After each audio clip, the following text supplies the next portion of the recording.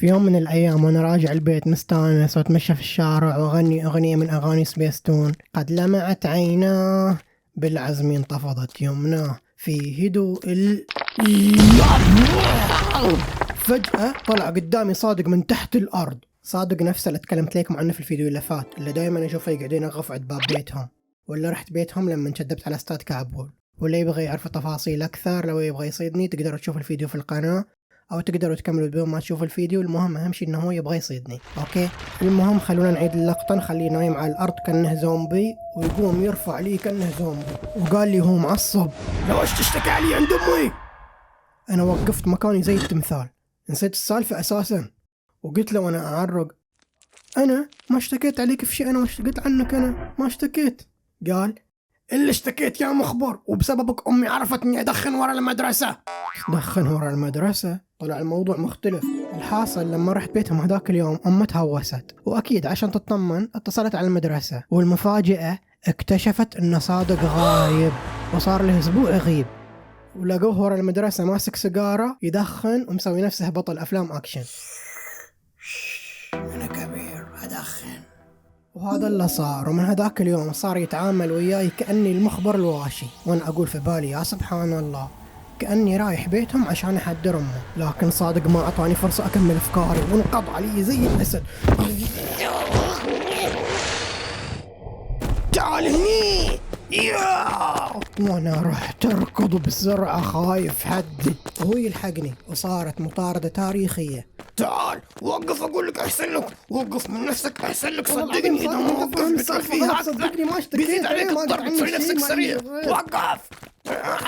حتى في المدرسة يلاحقني، وانا شغلتي كل يوم اركض في المدرسة في الساحة، حتى لدرجة انه ينتظرني برا عند الفصل في كل مكان في المدرسة يلاحقني، لدرجة انه يوم من الايام دخل لي الحصة في نص الحصة وانا رحت اركض. بعدين اخر شيء اشتكيت عليه عند الاستاذ هذا يبغى يصيدني، وتالي عطوه تعهد.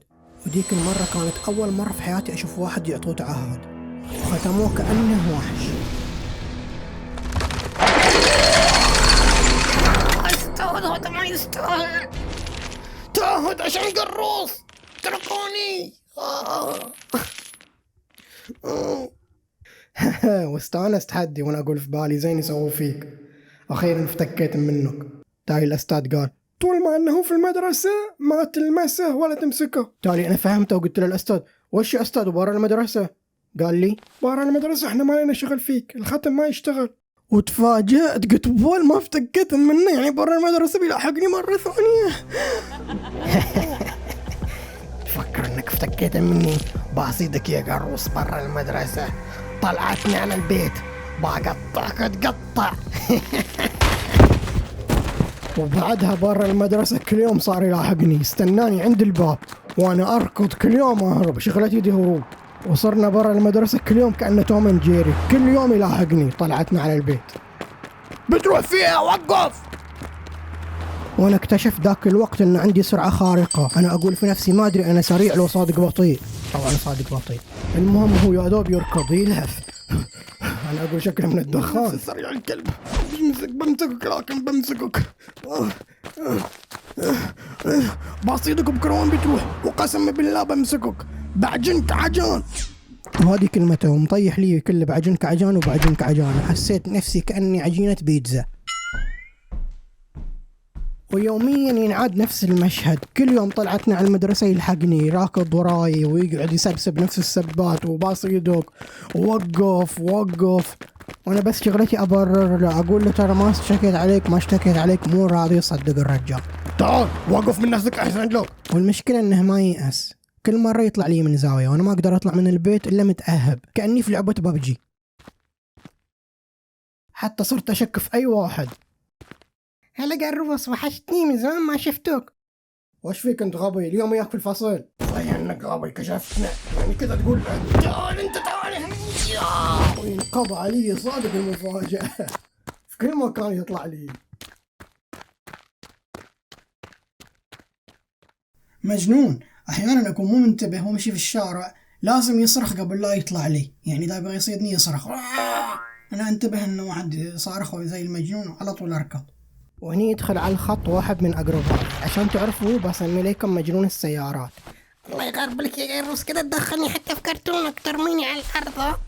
هذا يبغى له بعدين حلقة كاملة. المهم مجنون السيارات هذا حياته كلها سيارات، كل حياته سيارات في سيارات، سيارات في سيارات. كل يقول واو شوف ديك السيارة كورفت، واو شوف كيف الأنوار تدخل داخل، حركات من داخل، واو أسياتها وخر عن جلد. الكورفت يا الدب وخليني أشوفك مقرب للسيارة مرة ثانية بكسر عظامك. يحب يجي يقعد عند البيت لأن بيتنا يطل على 3 شوارع وفي سيارات أنواع وأشكال تمر، وهذا غير جيراننا اللي عندهم سيارات حليوين، وغير إنه يصير تفحيط قدام البيت في براحة في ساحة فاضية، ف 24 ساعة قاعد كأنه شريطي. فقلت خليني أستفيد منه، وطلعت له يوم من الأيام وقلت له يا مجنون السيارات إذا شفت صادق برا بلغني، وفعلا صار يبلغني. انتبه لا تطلع، صادق ورا ديك السيارة. كل سيارة في سيارة هذا. لكن في يوم أسود مجنون السيارات خان العشر. شفت هذا الإعلان إنك تبغى تصيد قروس؟ تكلم بالسرعة خلصني، ليش مستدعيني؟ وين قروس؟ أنا أقدر أجيب لك قروس بس كل شيء له حقه، و99.99 ما تنفعني، يعني دي نسبة بسعر السوق. قروس ما يسوى أدري. خلصني كم تبغى؟ ما نفاضي لك ترى، مستدعيني آخر الليل وحين أمي تنتظرني في البيت، لا أقدر أدخن ولا أقدر أسوي حاجة، كله من قروس الكلب. خلصني كم تبغى؟ أبغى فرة واحدة بسيارتكم المرسيدس. فرة؟ أنت ما عندك طموح نهائي، يعني مفكرني أقدر أسوق؟ بس أوكي، اللي أقدر أسويه أخليك تركب السيارة في الكراج تشوف فوت المسها، يناسبك كذا؟ أوكي تمام دي، بكرة قروس بيكون عندك والتوصيل مجاني، وافتح لك راجي من الحين، جهز السيارة. وفي يوم من الأيام كنت قاعد في البيت ألعب بلاي ستيشن وجاني مجنون السيارات وعنده كورة، وتفاجأت وقلت في نفسي هذا من متى يلعب كورة؟ خلينا نلعب برا. فقلت له لا أكيد ما بقدر أطلع، تدري صادق ينتظرني برا. قبل ما أكمل كلمتي قال لا. شفته طالع مع أبوه بالسيارة المرسيدس، الطريق آمن. وهنا استانست حدي، قلت ياه رجع لي إحساس من زمان ما حسيت فيه من زمان، وأخيرا بقدر أطلع أمان حرية، ما في أحد يلاحقني يبغى يصيدني، لدرجة أني حسيت كأني طالع من السجن. المهم مجنون السيارات كان عنده تحدي وقال لي أنا أتحداك تجيب علي جول من بعيد، أبغاك توقف عند هذيك السيارة. وحدد لي المسافة وقبلت التحدي، يعني على أساس أني بجيب الجول لمقطع الدنيا.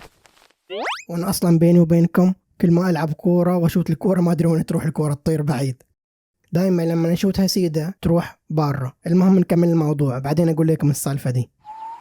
المهم واستعديت أضرب الكورة، لكن فجأة حسيت بشعور غريب. لاحظت على مجنون السيارات إنه كأنه يطلع وراي، ما كان نظره علي، وشفت وجهه يتغير، صارت نظرة خبيثة وكأنه يترقب شي يصير، وواضح إنه يطلع وراي. الوقت وقف سلو موشن، مع إني كنت قاعد أشوت الكورة، بس نفس الوقت هذا كان في شيء مو طبيعي، وكان واضح على مجنون السيارات إنه ما كان ينتظر الكورة، بس كان ينتظر شي يصير وراي.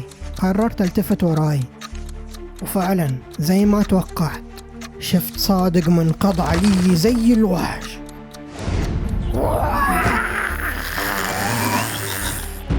لا شعوريا جسمي تحرك وتفعلت السرعة الخارقة حقت الخوف، وفلت منه بشعره وركضت للبيت بكل قوتي ووصلت للباب، لكن فجأة مجنون السيارة دزني على الأرض، وتفاجأت من اللي أشوفه قدامي. التفيت لقيت صادق مسكني، ومجنون السيارات صار يضحك وحاط يدي على ركابه.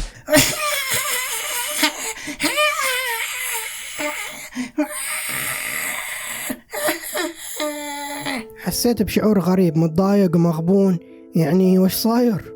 كيف انمسكت بهالسهولة دي؟ فكر نفسك سريع متأثر بالكراتين، ها؟ فكر ما بصيدك.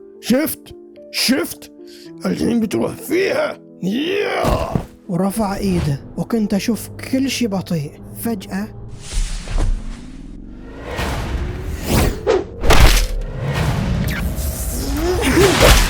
خلاص صادق اتركني، ثاني مسخت.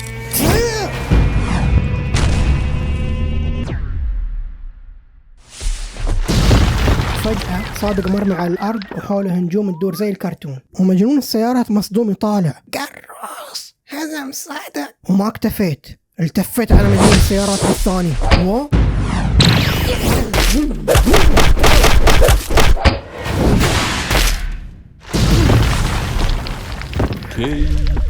مجنون السيارات وصادق اثنينهم سدحتهم على الأرض، وصرت أنا سوبر هيرو، قصدي سوبر قروص.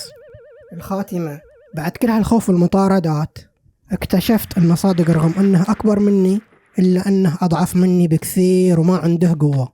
كنت أحس بنفسي ضحية، لكن الحقيقة أني كنت أقوى من ما توقعت. أنا كنت خايف من وهم، لكن لما واجهته طلعت أنا الأقوى. العبرة: أحيانا أكبر وحش في حياتنا ما يكون الوحش اللي قدامنا، لكن الخوف اللي داخلنا. ترقبوا الفيديو الجاي ولا تنسوا اللايك والاشتراك، وباي باي.